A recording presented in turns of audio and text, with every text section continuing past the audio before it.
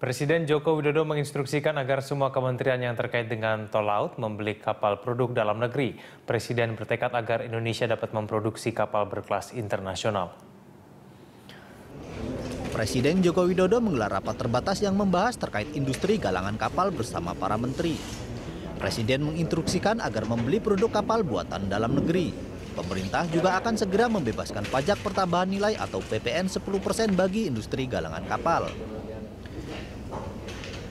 Usai mengikuti ratas, Menteri Perindustrian Saleh Husin mengatakan Presiden instruksikan agar seluruh kementerian dan BUMN untuk tidak lagi membeli kapal impor. Pembelian kapal diharuskan dari produk kapal dalam negeri. Bapak Presiden mengatakan bahwa agar seluruh kementerian maupun BUMN agar tidak lagi memesan kapal dari luar negeri, tapi harus memesan dari dalam negeri kalau memang sudah bisa dibuat di dalam negeri. Sementara itu, guna meningkatkan pembelian produk kapal dalam negeri, pemerintah akan segera menghapus pajak pertambahan nilai atau PPN 10% untuk pembelian produk kapal dalam negeri.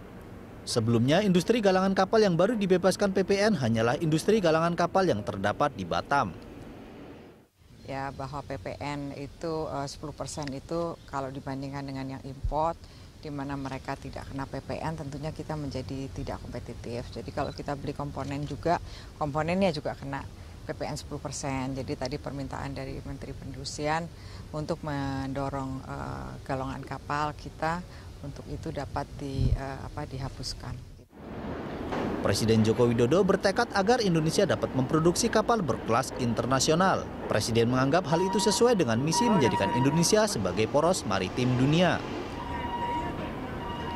Adisti Larasati, Yanuar Ahmad Shah, Berita 1, Jakarta. Pemerintah memastikan pembebasan biaya PPN dan bea masuk berlaku di seluruh industri galangan kapal dalam negeri.